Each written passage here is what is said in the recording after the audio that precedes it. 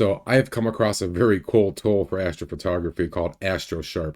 What this tool does is sharpen your images to a level that is very comparable to BlurXterminator. If you're not familiar with BlurXterminator, it's a plugin for PixInsight, right? So, and it's not free. There's a cost along with it. There's a cost along with PixInsight. So for those of us who are using Siril and like to use free tools, try to keep the cost down because we all know this hobby is expensive enough as it is. This is a free option for you that does a really good job at sharpening up the images.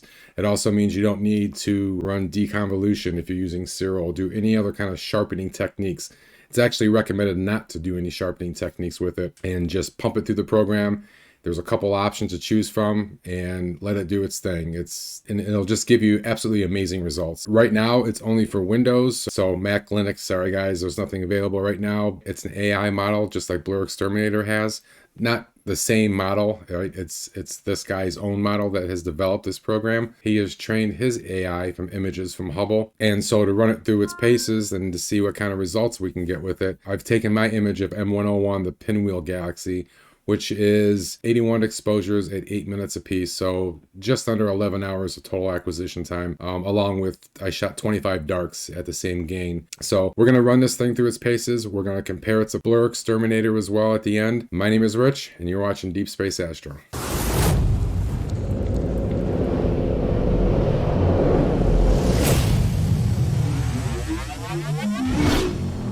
Okay, so to download AstroSharp, you head over to their GitHub page, and the link is down in the description. Once you get to this website, click on your code button, and then download zip. It'll prompt you where you want to save the zip file to. I'm going right into my downloads directory and click on save. This will take a couple minutes depending on your internet speed, obviously. The zip file itself is 471 megabyte, and once we extract it, we're looking at about 947 megabytes. So you're going to want to make sure you have at least 1.5 gig of free space on your hard drive initially. Once we extract it, we can delete the zip file and reclaim that space. Okay, now that the download is complete, we're just going to right click and say extract all. Leave the default path that's in there, hit extract. This will take a few minutes as well. Like I said, once it's done decompressing the file, it's about 947 megabytes. So we'll let this run and we'll jump back into it once it's complete. Okay, the zip file has been completely extracted now. You can go ahead and delete the zip file if you want to. I'm going to do it just to get the space back. This next step is optional. You don't have to do this to run the program. It's just what I do when I know I'm going to be using something over and over again that I've downloaded. Since this is in my downloads directory and I like to delete everything in my downloads directory over so often, I don't want to leave this here. So I'm going to cut it and move it over to another folder. You can put it anywhere on your hard drive if you want. And I'm going to put it in my astrophotography folder, let that move over. And then I'm going to double click, and find the astrosharp.exe. And I'm going to right click and say pin to start.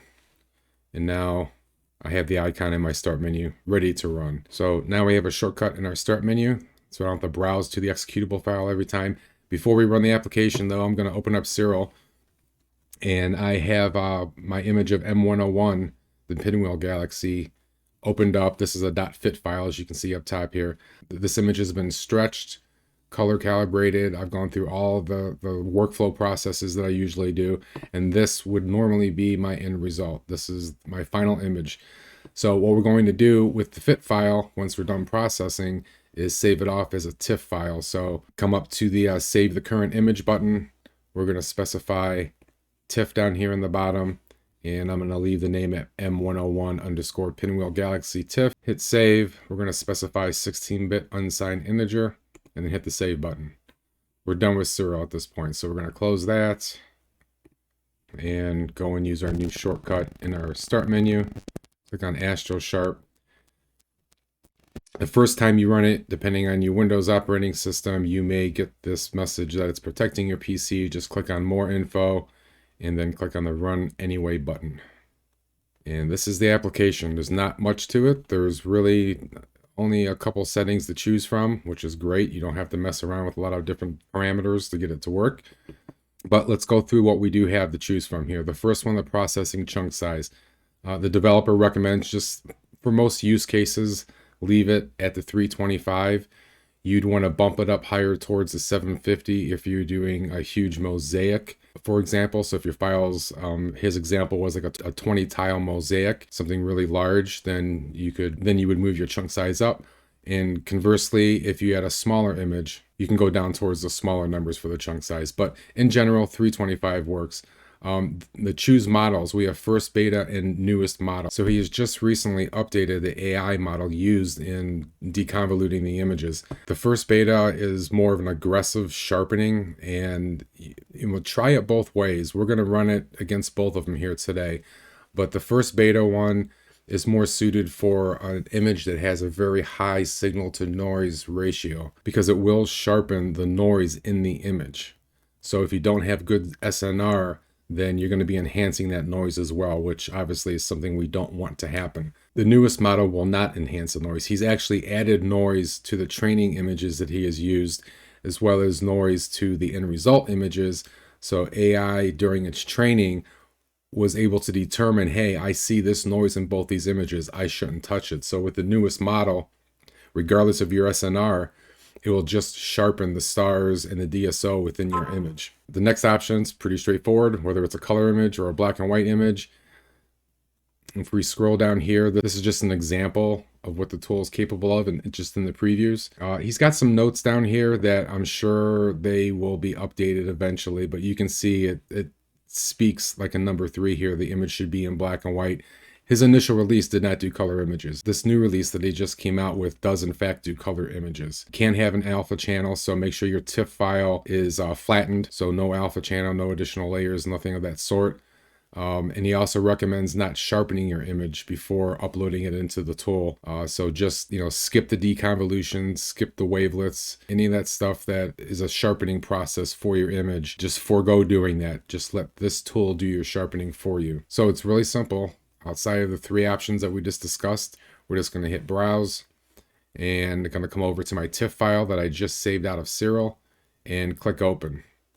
This takes a while depending on your machine processing. For me, this is about a 5-minute process. I've got a 3-4-year-old gaming PC that I'm running this on, so it's got some good resources available to it and still takes quite a bit of time. Go grab a cup of coffee, have a beer, take a break, come back and check on it later. After a few seconds, we'll see a progress indicator down here in the right bottom corner. There it is. It just popped up. And also you can see that it is working on generating a new preview when it's complete.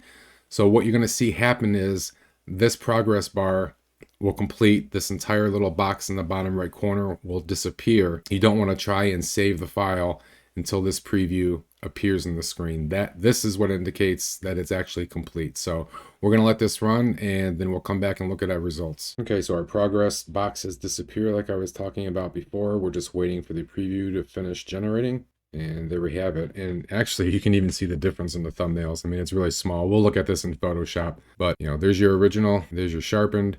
So now we're just going to scroll down to the bottom, click on the download sharpened file, and it'll come up with a default name, sharpened with today's date. And I'm just going to save this in my pinwheel directory that I already have set up. So we'll click save. So now we have that TIFF file. And I am also going to run this against the first beta model, just so we can do a comparison between the two. Give it a few seconds and your progress indicator will pop up down the corner. And just like before, we're just going to wait for this to go away and for our preview to be generated before downloading. Okay, so now we have our 2 images out of the AstroSharp tool, one from the first beta and one from the newest model. To do a comparison against BlurXterminator, I'm going to open up the same fit file that we used to save off as a TIFF file into PixInsight. So I'm not going to start with the TIFF, I'm just going to start with the fit.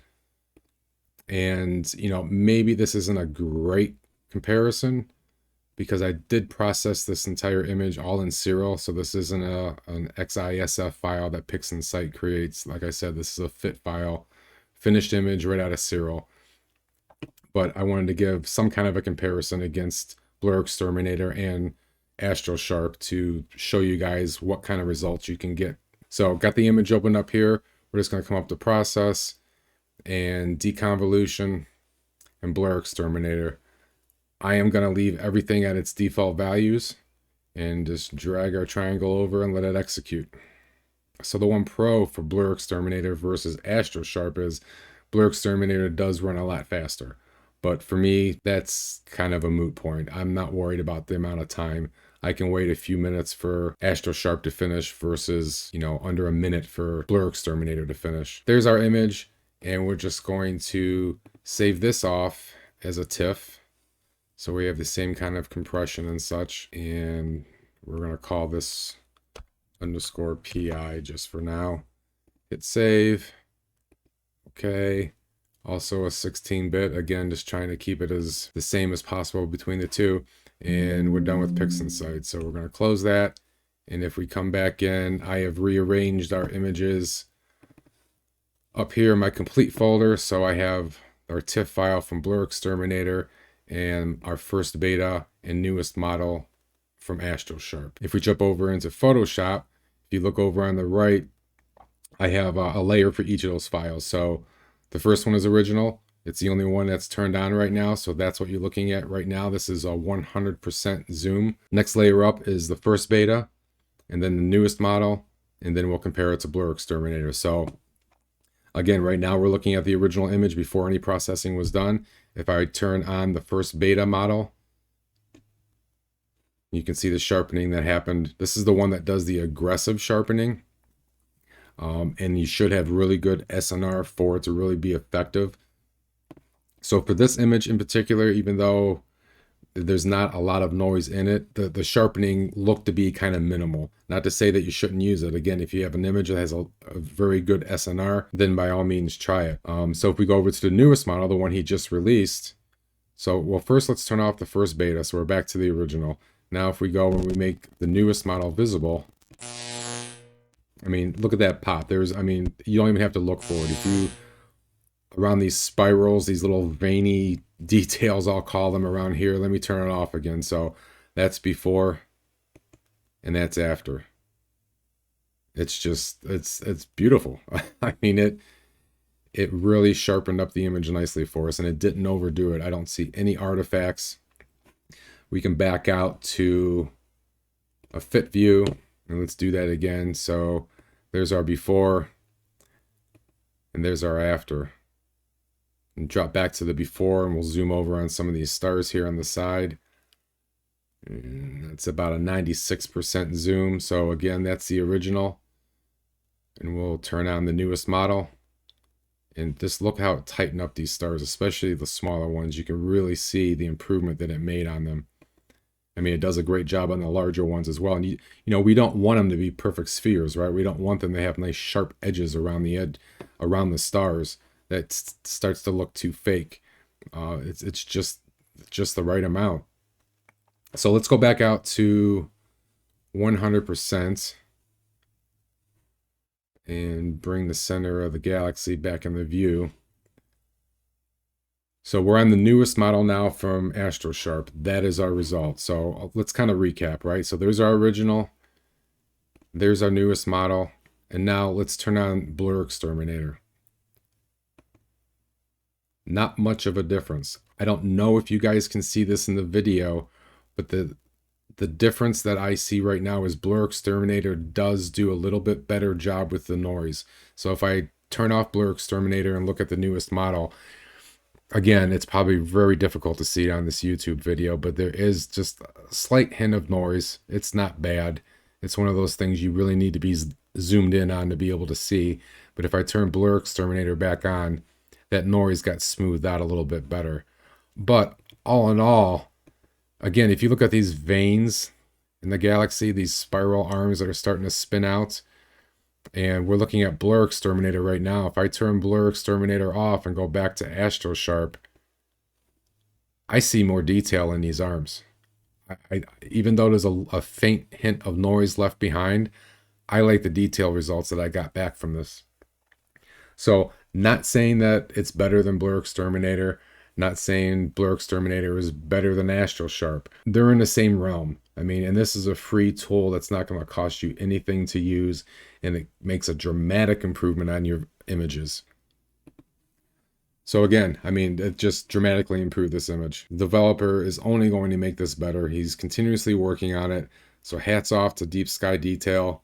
Great job on this application.